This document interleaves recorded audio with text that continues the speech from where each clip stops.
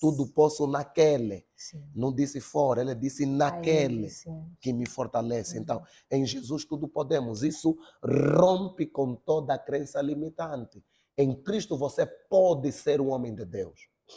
Em Cristo você pode ser uma mulher de Deus. Em Cristo você pode ser um empresário de Deus. Em Cristo você pode ser um catedrático de Deus. Então, tudo você pode em Cristo. Tudo que é para a sua glória, tudo que é para o seu louvor, tudo que é de boa fama, tudo que é por honestidade, tudo que é por princípio divino, você pode. O que a sua mente alcançou, seus pés não podem limitar. Não conheça a barreira quando Deus já te mostrou que o mar está aberto. Se Deus abrir o mar, é que mais que pode te impedir?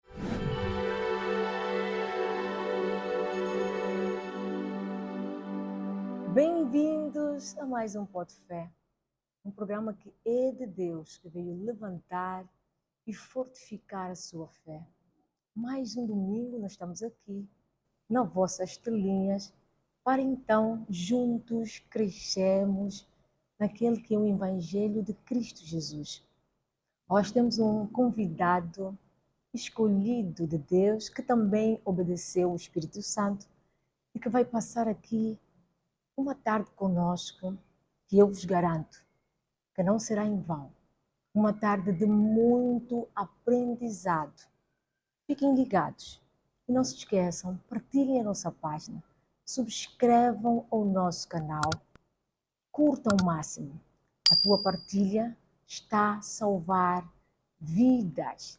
E sem se esquecer de nossos patrocinadores, que vocês já conhecem, a Máximo Filme, Toques de Beleza com Fé, a Pixel Tech, que é responsável por essas imagens de qualidade, e também o Canto de Fada, que é a nossa florista, que tem nos brindado com os arranjos maravilhosos. O Espírito Santo manda e nós só obedecemos. E você que está desse lado, seja um parceiro do Pó de Fé, seja um patrocinador do Pó de Fé. Nós estamos aqui. Entre em contato conosco. Nós estamos aqui à sua espera. Sem mais demora, nós vamos apresentar então o nosso convidado, ele que é Cornélio Manuel, é apóstolo, pastor, também escritor e casado. Bem-vindo ao Pó de Fé. Saudações de paz, a irmã Edna, saudações de paz aos irmãos que nos acompanham. É uma grande alegria estar convosco aqui no Pó de Fé para partilharmos daquilo que Deus certamente nos permitir. Quem é Cornélio Manuel? Antes de mais nada e sobretudo, eu sou uma pessoa. Antes de ser um pastor, ser um gestor, um escritor, eu sou uma pessoa, cidadão angolano, natural de Luanda, mas do ponto de vista antropológico, de acordo à nossa árvore genealógica, eu faço parte do grupo étnico Ovimbundo, pertencente ao reino do Mbalundo. Então eu sou angolano, Ovimbundo e nova criatura em Cristo Jesus. E como é que começa essa trajetória? Como é que começa? Eu nasci no Kazenga, propriamente na Rua 11 do Tunga. Sou o segundo filho de um casal pastoral. A Sua Excelência Doutor Reverendo Sócrates Justino João Manuel e a diaconisa Emília Massoche Linguenda Muinde. Então eu posso dizer que a minha peregrinação como um estudante, como um cristão, é tudo fruto daquilo que é a inspiração do lar onde eu cresci. Então a minha primeira escola da vida, minha escola do ministério, minha escola do casamento, minha escola da vida profissional foi a nossa casa. Tudo começou naquela família. Sem imposição, porque tem aqueles... Nós começamos, ok, começar é importante, mas às vezes o pai tem que andar atrás, tem que ameaçar. Se você não levantar cedo para ir à igreja, você não vai comer, eu não vou comprar aquele calção que você quer. Como qualquer criança que nasceu nos anos 90, apanhou muita porrada, né? Então eu já... Esse sorriso está a fazer voltar no tempo. Sim, eu lembro-me que uma vez, para ir à escola, para ir à igreja, Sim. eu já coloquei a roupa do meu pai, né? O casaco dele. Tudo. Então, eu posso dizer que começamos primeiramente por uma convivência familiar. A convicção depois do chamado de Deus é algo que surge para depois. Yes. Mas desde muito cedo, eu lembro-me muito bem, na altura, nos anos 2000, 98, o meu pai sempre nos acordou para fazer cultos matinais em casa. Meu pai sempre foi muito rigoroso com a fé e com a escola, muito rigoroso. Nós, em tempo de férias, não tínhamos o hábito de ir na casa do tio ou da tia, porque o meu pai nos colocava a fazer 1000 cópias, 100 cópias, decorar a tabuada, na perspectiva de que ele sempre nos garantiu que um homem com formação terá sempre estabilidade em qualquer parte do mundo. Bom. Porque pessoas nem sempre vão te fazer favores, mas sempre vão reconhecer as tuas competências. Então, quando não tem ninguém para te fazer favores, respeitam as competências que você tem, fruto do aprendizado que você teve. Então, aquilo quando eu era criança, eu não gostava, era muita surra, né? Muita regra, mas hoje eu já tenho dito, Jesus me salvou, mas a surra do meu pai melhorou também muita coisa em mim. Yes. Então eu dou graças a Deus pela salvação e também pela rigidez do meu pai. Então começamos em casa, como uma família. É verdade. Yeah. É necessário ter disciplina, é o que eu pude perceber aqui, e é necessário nós, os pais, começarmos desde pequeno a incutir a palavra. Quando os pais não forem a maior influência dos filhos, então o mundo será. Então pais não educam apenas com palavras, educam também com posicionamento. Tudo isso fui aprendendo com meu pai. Isso começou lá, né? A vida acadêmica, a vida ministerial, tudo começou em casa. A base. A base. Yes. Família é a base. Em nome de Jesus. Não tem como o Estado angolano diz que respeita e protege a família. Sociólogos e terapeutas familiares defendem que a família é o núcleo, né? Primordial, a base de qualquer sociedade. As sociedades só estão desestruturadas porque as famílias estão desestruturadas. É verdade. Então, quando as famílias estiverem estruturadas, as sociedades terão que andar bem. É verdade. Porque antes de ser um bom profissional, você precisa ser um bom membro de família. Antes de ser um bom pastor, você precisa ser um bom membro de família. Então, uma má pessoa que se torna um ministro, se torna um péssimo ministro. Então, uma pessoa que se torna um ministro, se torna um bom ministro. Que antes de tudo aprendamos a ser pessoas. E depois profissionais. Boa. E depois ministros. Por isso eu digo sempre que eu sou uma pessoa. Amém. Glória a Deus. Apóstolo, como é que todos nós podemos cooperar no ministério, no reino de Cristo Jesus? Como é que nós podemos ajudar? Ok. A cooperação no reino de Cristo, ela começa desde o momento, primeiro, que nós entendemos que nós somos filhos de Deus e que o reino de Deus, ele é um reino sacerdotal, é um reino celestial, é um reino de amor, mas é um reino de família. Eu prefiro dizer isso. A Bíblia é a história de um pai que confiou num filho e de um filho que foi submisso a um pai. De um pai que tem uma visão de reino que concedeu a administração do reino a um filho que foi submisso e obediente ao pai. Então tudo começa nisso, entender que somos parte de uma família, em que a igreja do outro não é a igreja do outro, mas é a igreja do nosso pai, que está sob a liderança do outro, da qual eu faço parte. Então, a cooperação é a linguagem da expansão do reino, porque cooperar é uma linguagem que até você encontra no reino animal. Se você estudar sobre os lobos, você vai compreender que tem um casal alfa, tem um casal beta, em que, muito mais do que eles saberem que são todos lobos, eles entendem a força que cada um tem, a estratégia que cada um tem e como colocar à disposição aquilo que tem para um resultado que beneficia a todos. Então a cooperação começa por isso, entender que você faz parte de uma família, entender que você faz parte de um reino, que a capacidade que Deus te concedeu não é por superioridade, é para complementar, para auxiliar o bom desempenho daquilo que os outros estão fazendo. Segundo, entendendo que tu és parte de uma família, você precisa entender que a capacidade que Deus te deu não tem como fim em ti, tem como fim nos outros. É verdade. Por exemplo, o rio não tem fim no rio, o rio tem fim na barragem, o fim tem rio no regar, o fio tem fim no seu bom desempenho e os derivados que ela dá às pessoas que estão em volta.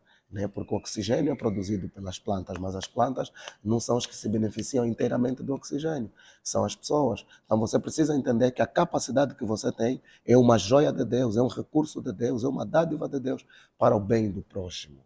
Né? As mãos é boa, mas ele é quem lava a cara. Mas não os dentes que se escova, é as mãos. Mas quem ingere os alimentos, né, mastiga, são os dentes. Mas quem tem a capacidade de distinguir as papilas gustativas é a língua. Mas não fica por ali. Ele passa no sistema digestivo e vai até o fim. Então você começa a perceber que o universo todo te ensina sobre cooperação. Te ensina sobre cooperação. Jesus é tão grande, mas que coopera com os discípulos. Né? Jesus, ele estava ali com os discípulos sentado, mas tem coisas que os discípulos é que iam fazendo, porque é por causa da cooperação. Deus, ele nos ensina que cooperar é melhor do que se orgulhar. Sim. A importância no reino tem a ver com a expansão. A importância da cooperação tem a ver com o justo entendimento e o posicionamento correto em Cristo Jesus. Vamos entender que existem na Bíblia 3 níveis de cooperação. Sim. Nós temos a cooperação de Deus com os homens, porque Deus coopera com os homens. Paulo vai dizer em 1 Coríntios, capítulo de número 3, que nós somos cooperadores de Deus na sua lavoura. Grande é a seara e poucos são os ceifeiros. Nesta seara, Deus colocou obreiros para que nós sejamos cooperadores de Deus. Né? Hebreus capítulo de número 2, a partir dos versículos de número 4, o texto é claro em nos dizer que Deus cooperou com eles. Então Deus coopera conosco. Porque cooperar significa operar em simultâneo, trabalhar em simultâneo. Deus coopera conosco pelo Espírito que está em nós e nós cooperamos com Deus na sua seara. O segundo nível de cooperação é a cooperação angelical. A Bíblia diz que o anjo do Senhor acampa ao redor daquele que o teme e o livra de todo mal. Quando Pedro estava na cadeia, a igreja orou e o anjo tirou Pedro da onde? Da cadeia. Quando Paulo não tinha chegado na Macedônia, ele teve um sonho, que Deus disse por meio do anjo, passa também para Macedônia. Esse é o segundo nível de cooperação, que é a cooperação angelical. E nós temos o terceiro nível da cooperação, que é a cooperação entre os irmãos. Como, por exemplo, aqui nós estamos a cooperar. O Pó de Fé não é minha visão, o Pó de Fé não é meu programa. É certamente o vosso programa, mas o patrocinador é a Máximo Som. Máximo Som patrocina, a irmã Edna realiza, apóstolo Cornélio participa e o povo se beneficia. Isso é uma cooperação que está a ocorrer aqui. Né? E o Espírito também está a cooperar, dando inspiração. Em nome de Jesus. E a tua partilha está a salvar vidas. Em Então o nome irmão que de partilhar Jesus. também está a cooperar, porque Deus também partilhou sua graça, sua bondade, sua misericórdia para conosco. Né? Glória a Então a cooperação é Deus. necessária. Mas ainda temos aqueles filhos do Pai, nossos irmãos, que vão para a igreja e só querem saber, chegou, entrou, saiu, não querem cooperar com nada. Não, isso Ajudar a casa do Senhor. Isto é muito errado. Me pergunta qual é a coisa que está no teu corpo que não coopera para o teu bem. Tudo que está no corpo coopera para o bem. E a Bíblia está a dizer que a igreja é o corpo de Cristo. Verdade. Então, se você está aqui como membro deste corpo, coopera então neste corpo. Porque até a unha coopera, né? Quem quer coçar é os dedos, mas quem arranha é a unha. Até a unha coopera. Por que você não quer cooperar? A sobrancelha também coopera, tudo. Hey. Né? Até as coisas cooperam. Diz a Bíblia que todas as coisas juntamente cooperam. Se as coisas cooperam, você não coopera. Por quê? Então, cooperador não é um título. Cooperador é uma responsabilidade de todos aqueles que estão no reino. Amém. Você entendeu o que o apóstolo disse? Vamos todos cooperar. Coopera no reino de Deus, na casa do Senhor. Coopera. O Espírito Santo manda e nós só obedecemos. Apóstolo, tem mais uma questão que para mim também é importante, acredito que para os nossos irmãos e irmãos também é importante. Qual é a importância dos dons no ministério de Cristo? Uau! Igreja. Olha, os dons são necessários, os dons são indispensáveis. A Bíblia Sagrada nos ensina que Deus amou o mundo de tal maneira que deu o seu Filho unigênito, para que todo aquele que nele crê não pereça, mas tenha a vida eterna. Precisamos entender que Cristo Jesus é o dom de Deus para a humanidade. Não falo de dons como a manifestação do Espírito Santo ainda. Falo de dons como dádiva. Dom é a dádiva de Deus para a salvação, para o aperfeiçoamento, para a transformação de uma dádiva ou de uma determinada pessoa. Então, Jesus é o dom de Deus. Só que este Jesus, que é o dom de Deus, também deu para nós.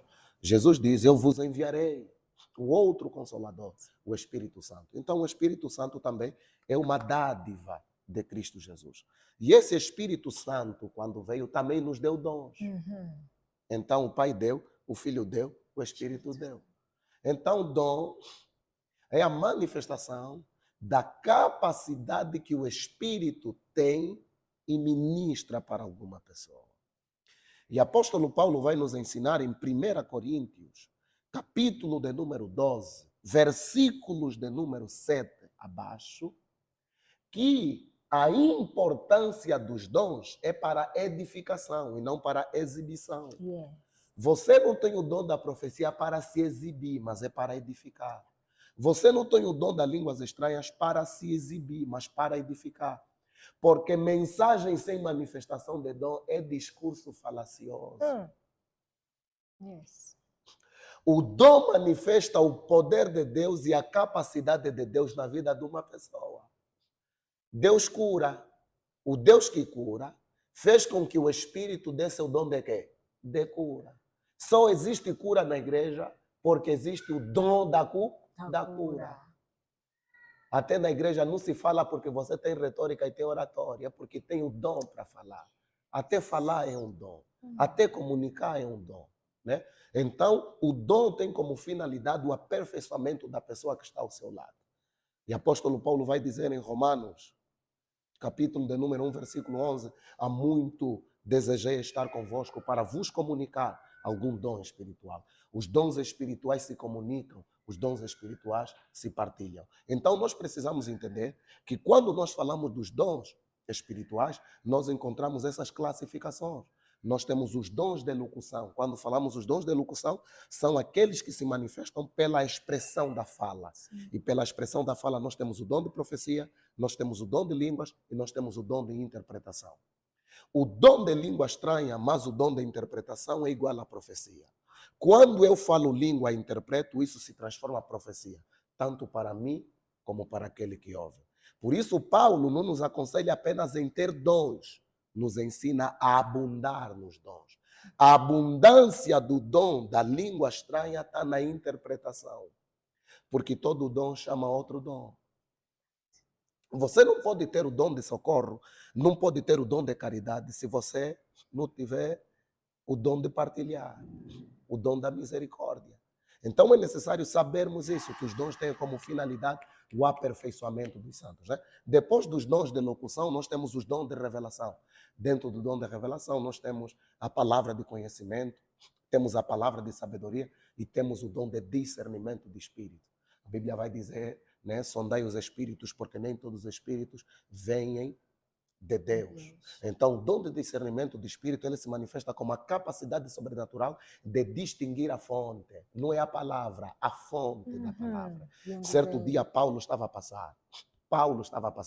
E uma jovem disse o seguinte: esses que vos anunciam a palavra, o caminho da salvação, são homens de Deus. Aquilo irritou o apóstolo Paulo. Por que irritou se ele estava a falar boa coisa? Por que irritou se ela estava a falar o que de fato eles são? Ela estava a falar pela fonte errada, aquilo que era certo. O que Paulo era estava certo, mas o espírito pelo qual falava a fonte era errada. Então, essa é a função do dom de discernimento de espírito. Isso é mais profundo que o sinfo e o psique. Isso é o autopoliciamento divino, o dom de discernimento de espírito. Quando se tem o dom de discernimento de espírito, a pessoa sabe quem é quem. É verdade. Está na banda, está a cantar louvor, mas você está a ouvir, alguma coisa estranha está ali. Nunca lhe viste, nunca lhe conheceste, mas ao lhe ouvir você percebe, isso aqui está vindo da parte de Deus. Isso é o dom de discernimento de espírito. Porque hoje em dia, todo mundo ouviu uma palavra, está a lá, está a lá. Também já aconteceu isso em Atos, capítulo de número 8. Filipe pregou, muita gente se converteu. Estava lá um homem chamado Simeão.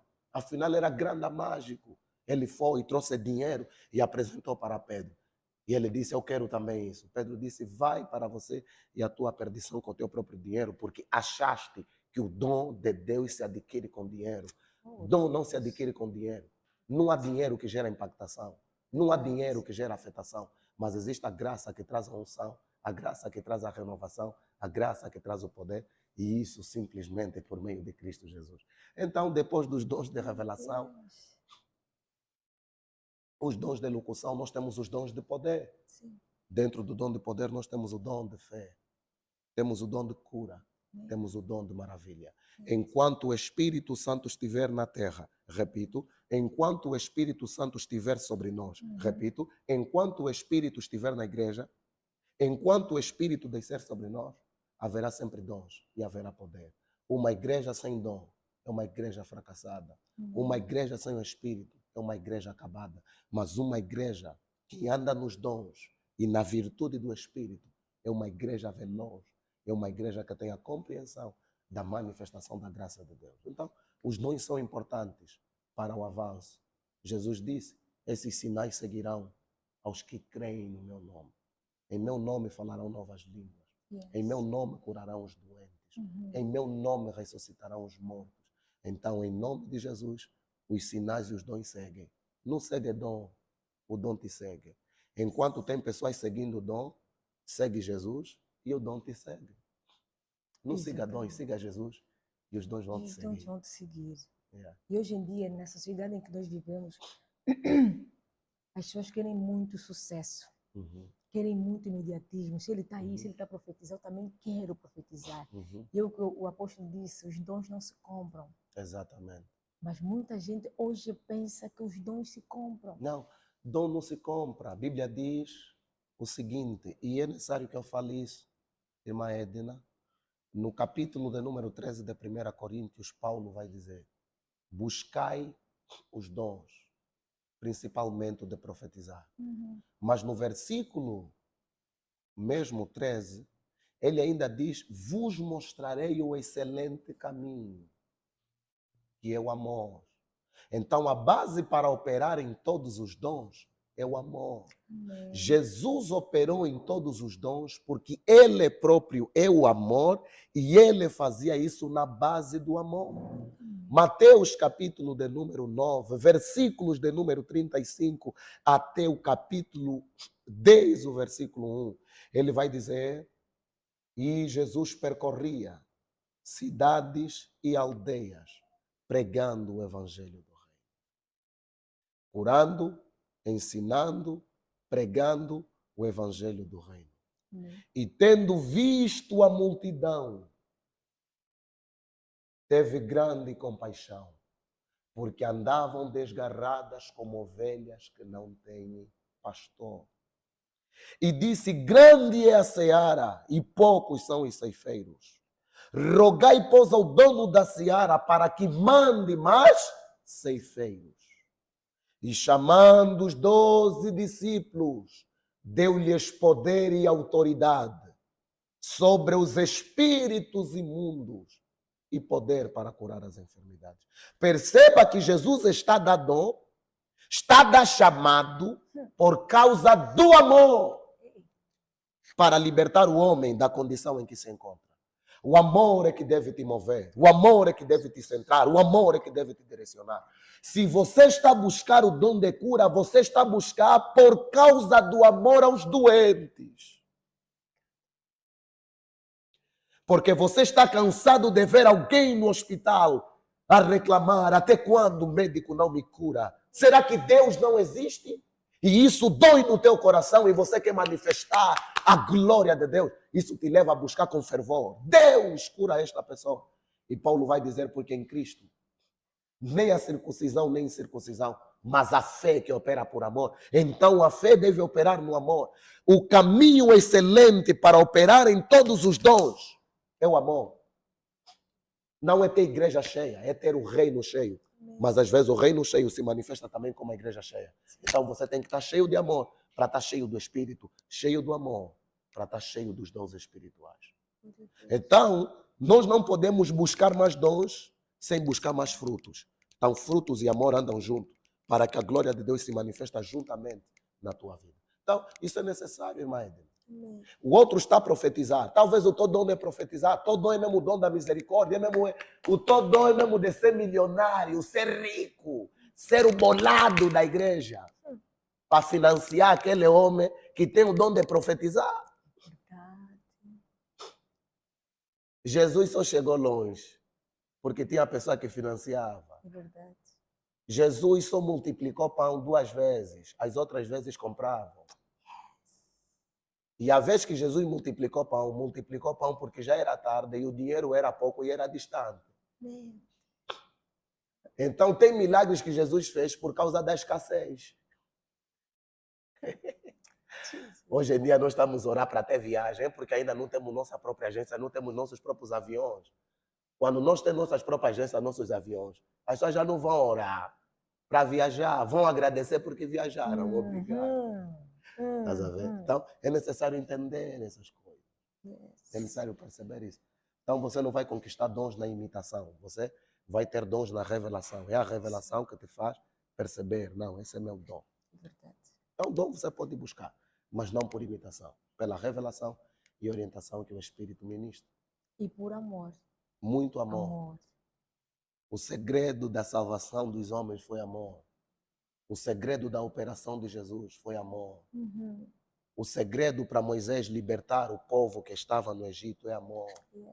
Primeira vez que ele viu a opressão do egípcio a fatigar um judeu, o que é que ele fez? Fatigou também o egípcio. Então o judeu não fatiga judeu, fatiga egípcio. Mas os egípcios já não é um irmão. Egípcio é as trevas. Não fatiga teu irmão, ele é hebreu como você. Se tem amor por ele, lhe liberta. Amém. Oh, glória. O amor é a base de tudo. Até porque Cristo disse, amem-se uns aos outros. Como eu vos amei. Exatamente. Então vamos nos amar. Dons não se compram. Ame o teu irmão. O Espírito Santo manda e nós só obedecemos.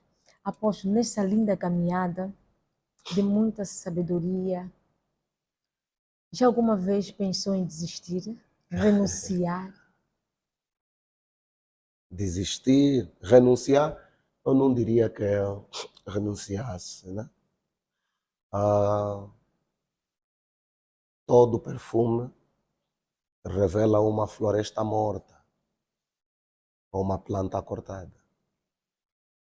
Toda sabedoria revela uma ignorância, né? O momento em que se tritura uma azeitona é que sai o azeite. Exatamente. Então pode ser que o pouco do saber que nós temos é o fruto da ignorância que nós manifestamos diante de Deus. Glória a Deus. Então, nós já vivemos momentos muito difíceis.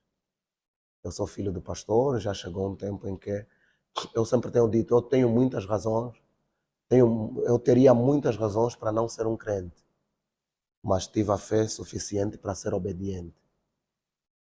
Tive muitas razões para não ser um crente, mas tive a fé suficiente para ser obediente.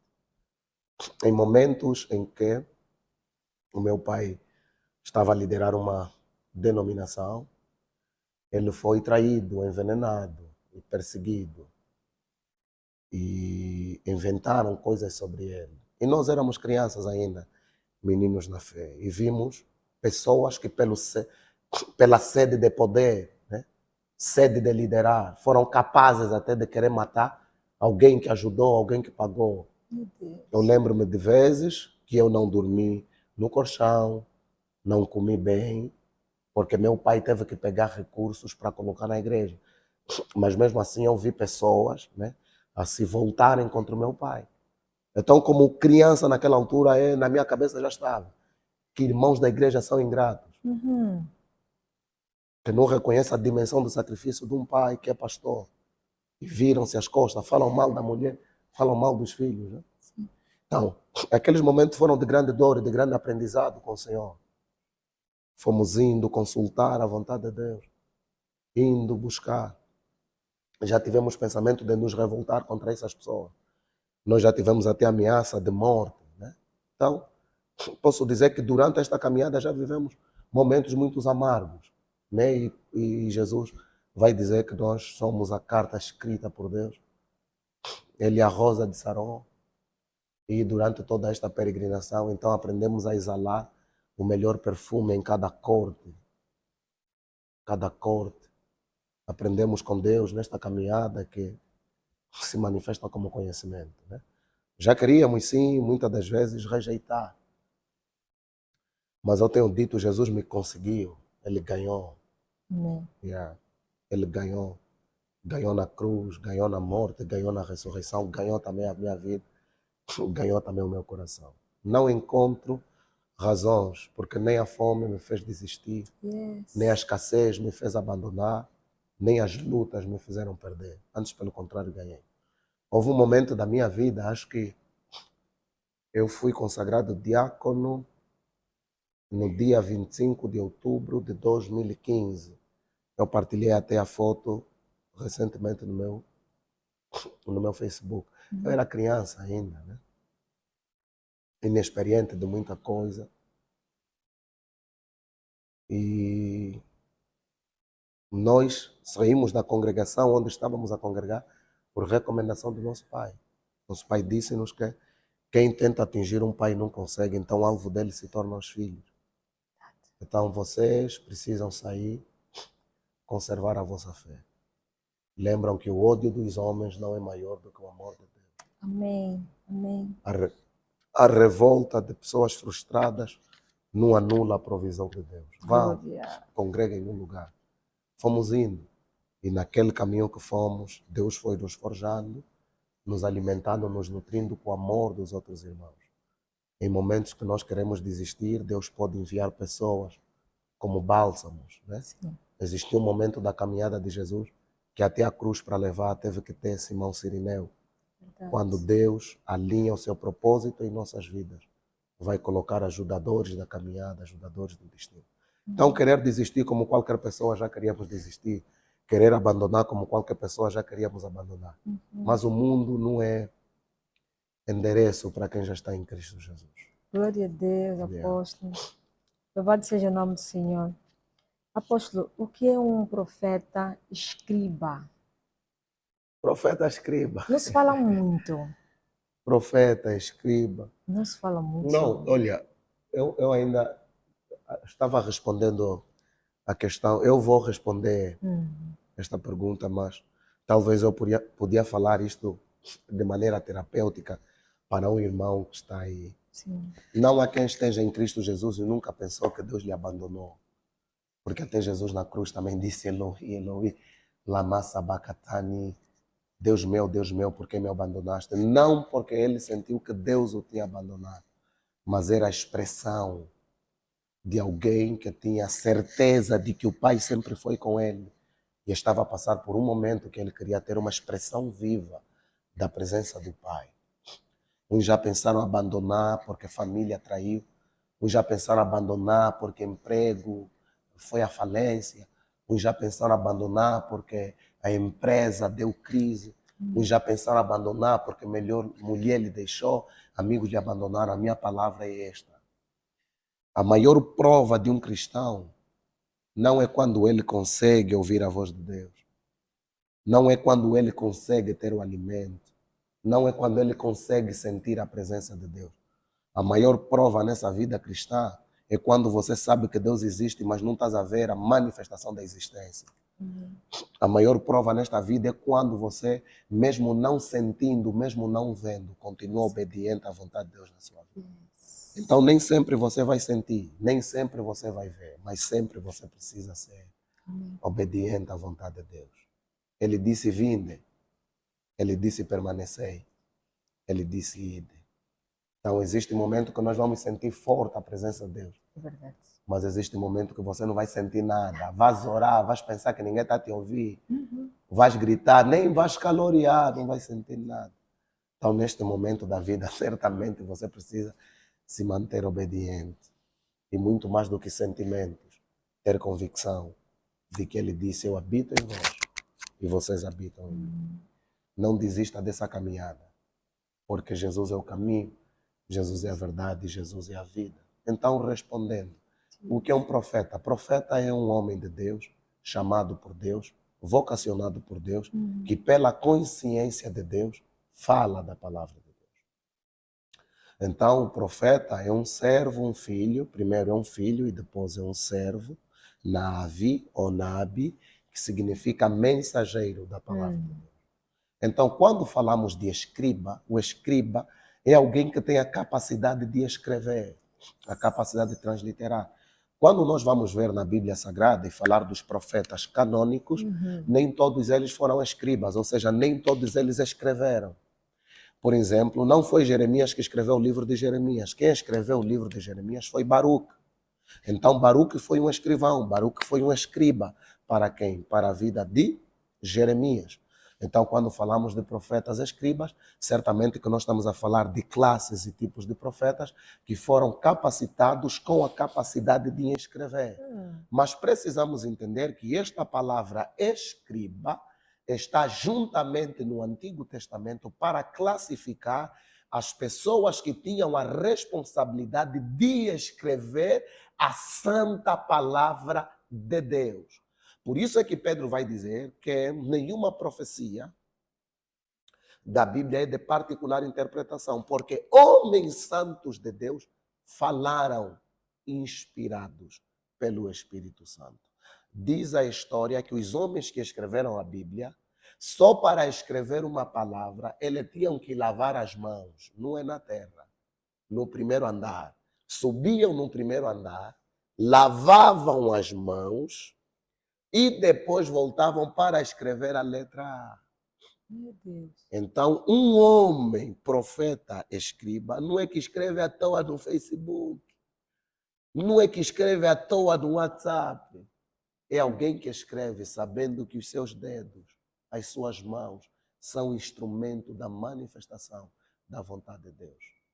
Moisés era gago na palavra, mas não era gago nos dedos. Por isso escreveu 5 livros.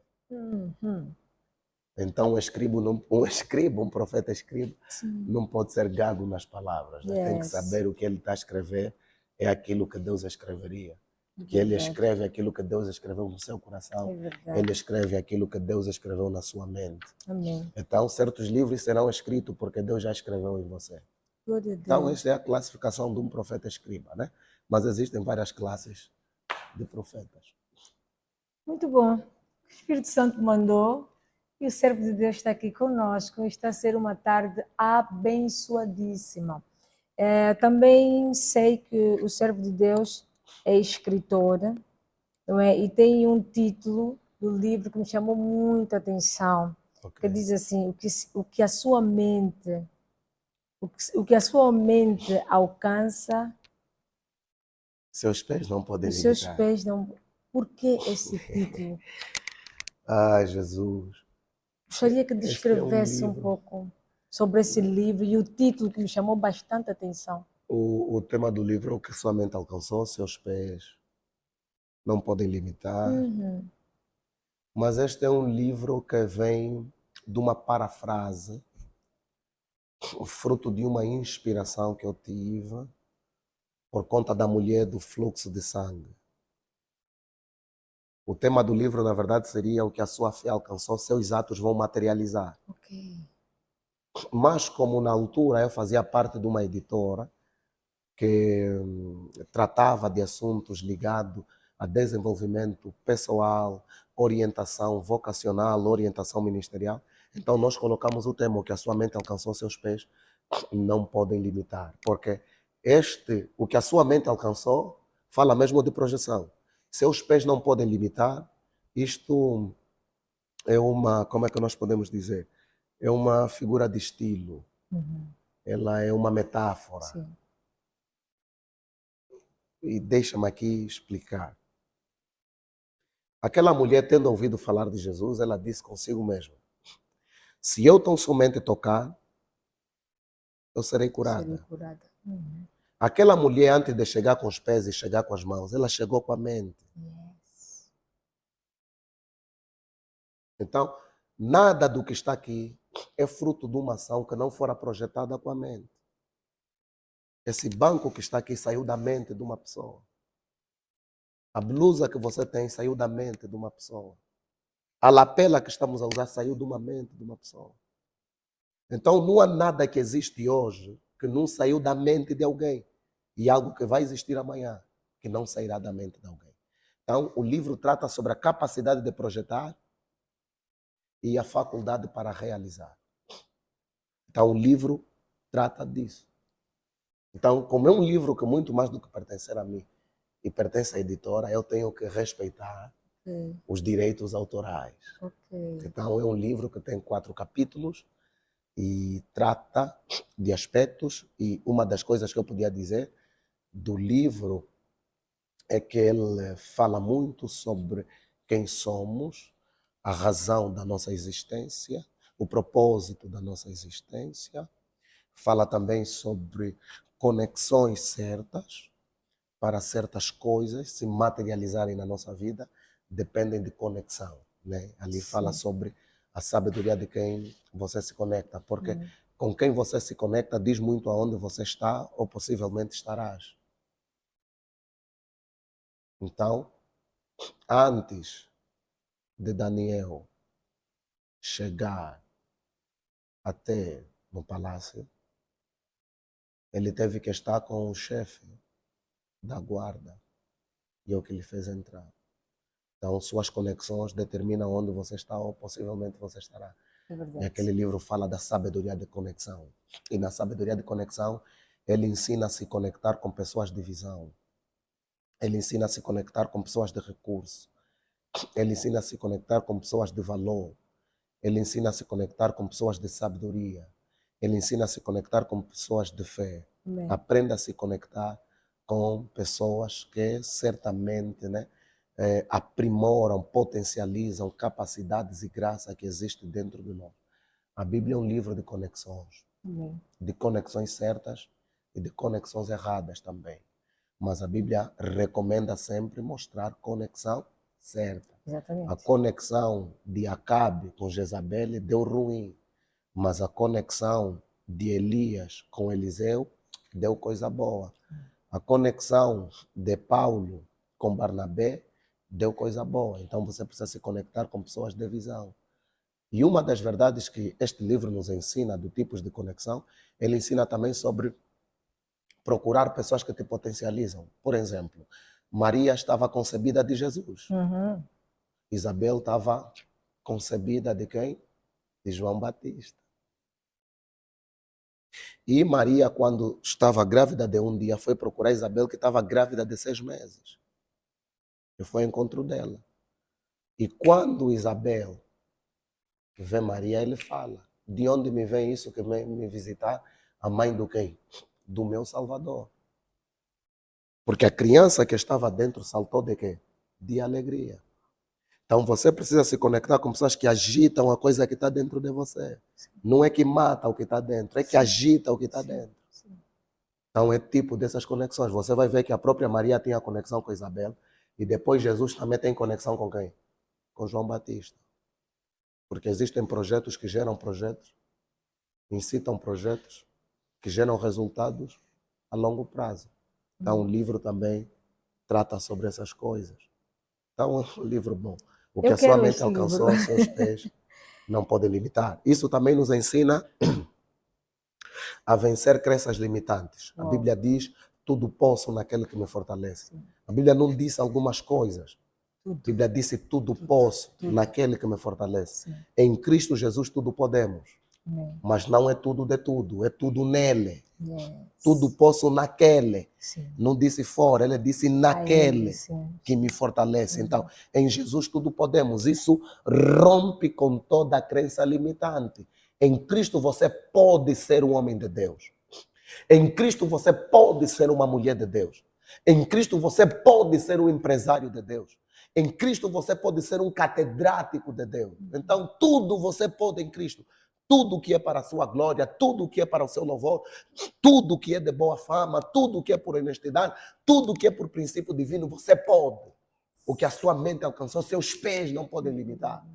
Não conheça a barreira quando Deus já te mostrou que o mar está aberto. Se Deus abrir o mar, é que mais que pode te impedir? Avança. Que a sua mente alcançou, seus pés não podem limitar. Amém. Consagre os teus caminhos ao Senhor e Ele tudo fará. A Bíblia não diz algumas coisas. Tem pessoa que pede mesquinha. Tem pessoa que projeta mesquinha. A Bíblia está a dizer, os meus pensamentos não são os vossos pensamentos. Quando nós cremos em Cristo Jesus, o cérebro ainda é de homem, mas a mente já é de Deus. A mente já é de Cristo. Por isso ele diz, nós temos a mente de Cristo. Jesus não pensou coisas pequenas. Jesus criou o mar. Sim. Qual é o homem que pode criar o mar? Verdade. Homem cria a piscina. Deus criou o mar, mano. Que a sua mente alcançou seus pés. Não podem limitar. Muito forte. Pensa em coisas grandes para realizar coisas grandes. Amém. Quem pensa pequeno faz coisas pequenas. Vou repetir. Deus criou a árvore. Um olhou na árvore, fez cadeira. Outro viu na árvore, fez cama. Verdade. Outro viu também, para cá já inventaram cadeira. Vou fazer também banco, fez banco. Ele disse, não, esse tipo de banco já tem. Fazer cadeira corrida, né? Então os pensamentos e as revelações de Deus são inesgotáveis. A mente é para produzir. Yes. A mente é para produzir. Amém. Então crie coisas e age com essas coisas. Amém. E Deus será glorificado. Daí também a importância que eu costumo muito dizer, pedir a Deus que nos conecte com os seus amigos. Que seja Deus também a nos conectarmos. Amen. Nós não só ir por ir. Não, aí está fofo, eu vou. Segundo a gíria. Não. Pedir a Deus, Senhor, esta conexão é tua. Esta porta é o Senhor que está a abrir. Senhor, este é o momento para eu caminhar. Pedir conexão a Deus. Nós não queremos ser dependentes de Deus. Nós não queremos colocar Deus em primeiro lugar. Daí, muitos servos, muitos cristãos estão a viver frustrados. Porque estão a ver outros a subir pelas conexões divinais e eles não. Porque insistem em colocar Deus no último. Ou quando aperta. Deus só entra quando tudo aperta. Quando as escolhas começam a dar errado, que querem incluir Deus.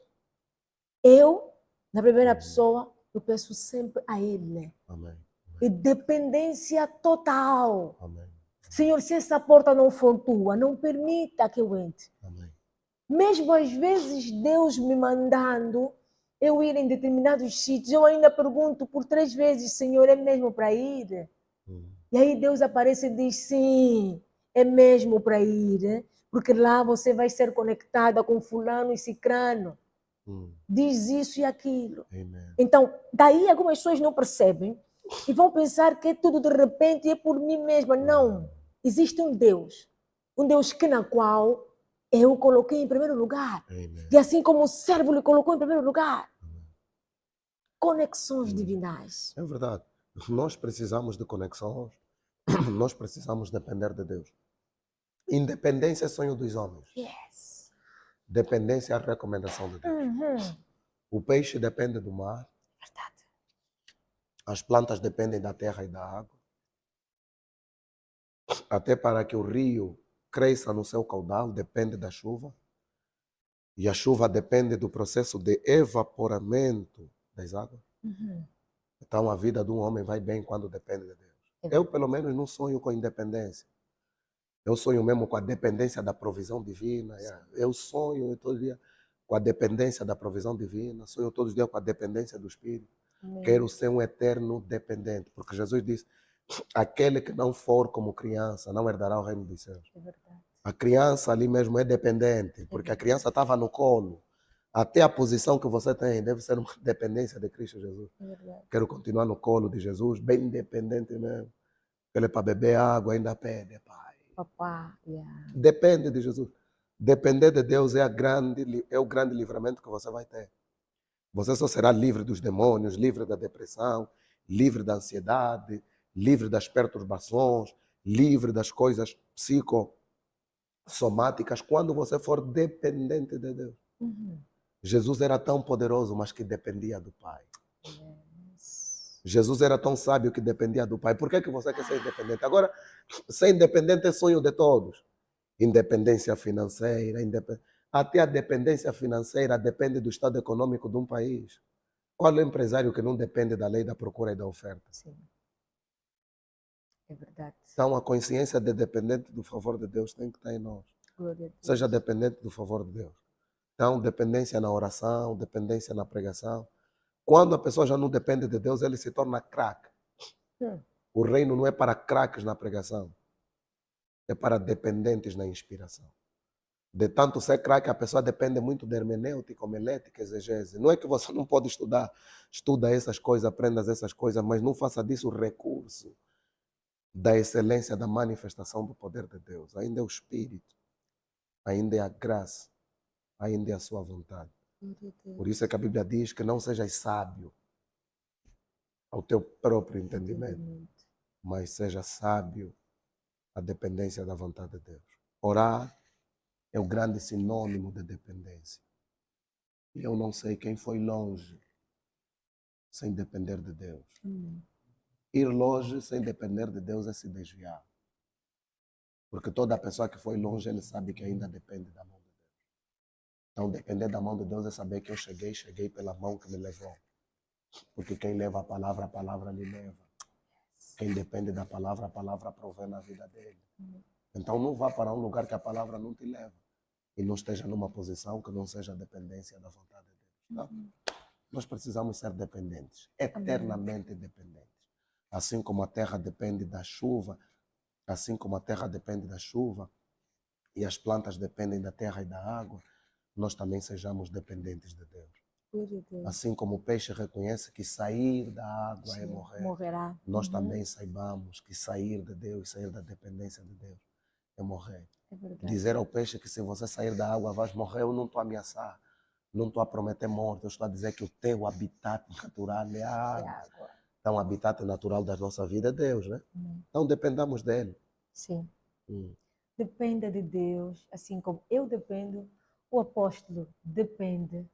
Depende de Deus, somente a Deus. O Espírito Santo mandou e nós estamos aqui a obedecer.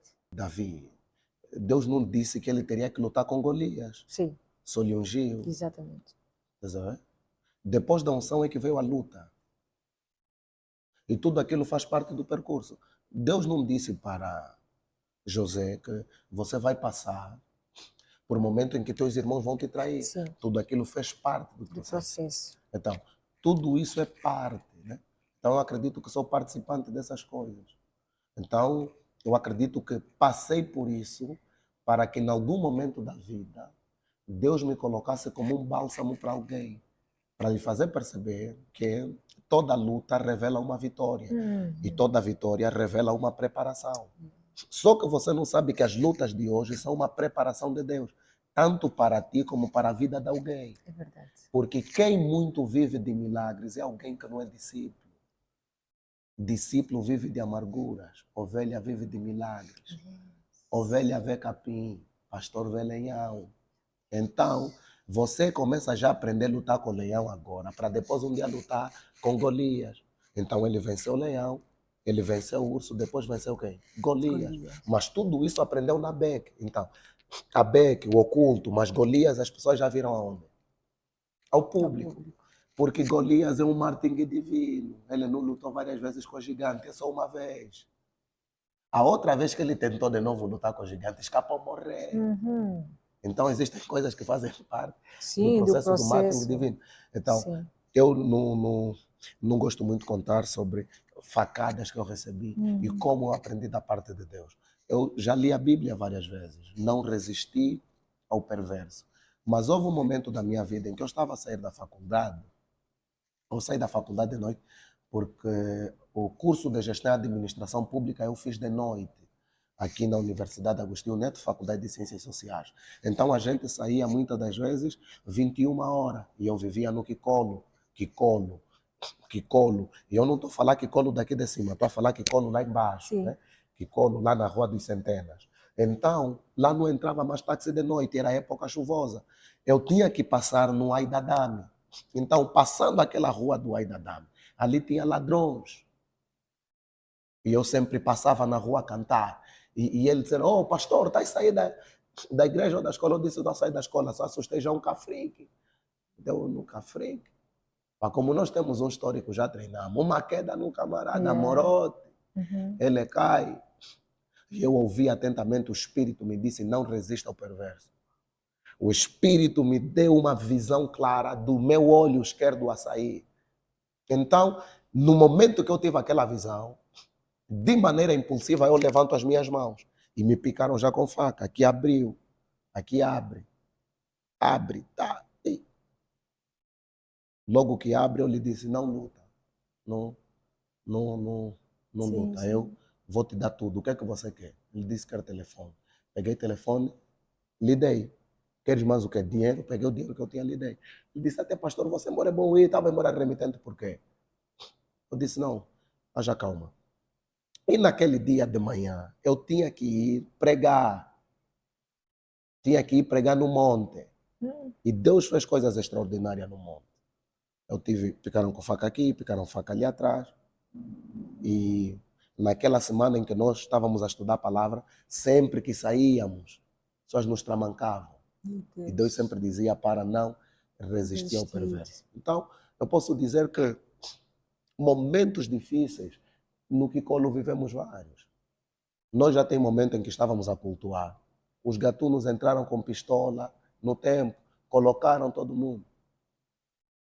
Mas depois de um tempo também, eles se converteram e se tornaram servos de Deus. Amém. Né? Temos muitos deles que até hoje pregam. Yes. Então, eu acredito que várias dificuldades no ministério a gente já passou. E não adianta aqui contar.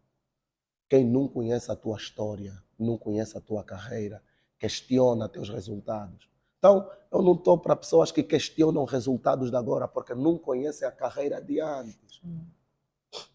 Na igreja onde eu fui consagrado a diácono, há 9 anos atrás, não estou a falar 3 anos atrás, estou a falar 9 anos atrás. Nós já éramos pastor de uma igreja que tinha 600 membros. Em que, por causa de bruxaria, nós já convivemos com bruxos no tempo. Houve divisão na igreja. Não existe nada mais doloroso num pastor do que perder pessoas que ele ama. Uns choram porque perderam dinheiro, mas pastores choram porque estão a perder almas.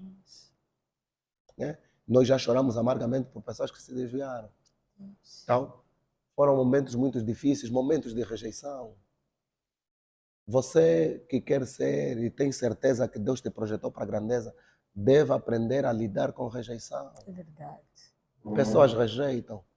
E eu sempre tenho dito, a rejeição não anula a escolha de Deus, mas a escolha e a capacidade de Deus convencem as pessoas. Amém. Toda vez que você fazer alguma coisa para tentar provar alguém, você já se reprovou. Amém.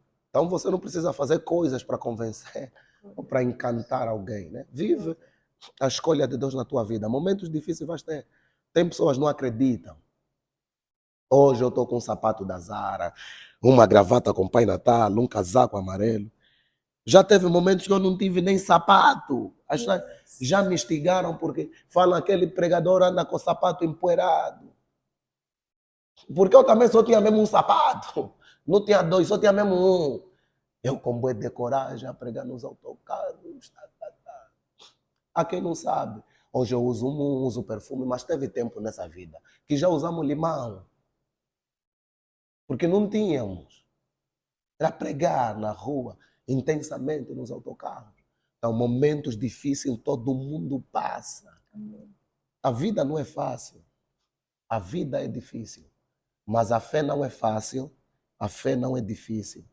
A fé não é normal. A fé é impossível. A fé não é para viver coisas fáceis. Quem quer viver coisa fácil fica no mundo. Quem quer enfrentar coisa difícil fica no mundo. Quem quer enfrentar coisa normal fica no mundo. A fé é para coisas impossíveis.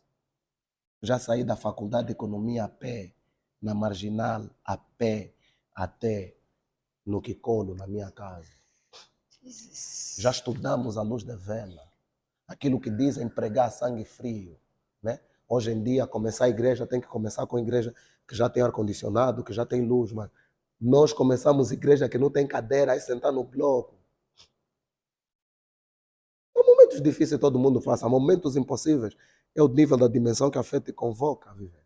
Então, já passamos por momentos muito difíceis. Muito difícil. Muito difícil. De descrédito, rejeição, acusações. Né? Eu já fui muito acusado. Até nos dias de hoje, sou acusado. Mas isso não abala meu coração, porque eu conheço o testemunho de Deus a respeito de mim. Amém. Então, um conselho do ponto de vista terapêutico e emocional. As ofensas ferem até o nível que está construído a tua autoestima ou a revelação de Deus na tua vida. Deus é que disse, tu és o Cristo, o Filho de Deus vivo. Não importa se eles estão a dizer se é beberão, comilão. Eu tive uma visão de Deus. Eu tive uma revelação de Deus. Eu tenho um testemunho da palavra. Então não me importa. Sim. Não importa, né? Eu sei que momento difícil é trajetória. Amém.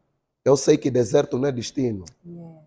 Deserto é trajetória. Glória a Deus. No deserto não se vive da promessa, se vive da provisão. Porque provisão é o cheirinho da promessa. Eles estavam aí para uma terra que emana leite e mel. E no deserto eles estavam a comer o maná, que tem sabor de mel. O maná tem sabor, mas lá vão comer. Então o deserto não é destino, né? Trajetória. Taparam o primeiro poço, taparam o segundo, mas ninguém pode tapar o terceiro. Porque aquilo é promessa, essa aqui é provisão. Então, até nos momentos difíceis da vida, você terá sempre a provisão divina. Provisão divina. Então, eu sempre tenho dito que provisão é cheirinho, promessa é o bolo. Quando o bolo que estão a fazer está bom, a primeira coisa que você sente não é o gosto, é o cheiro. Então, fica já com o cheiro. Amém. Para depois comer o bolo. Nesse momento difícil. Então, nós precisamos entender que momento difícil todo mundo passa.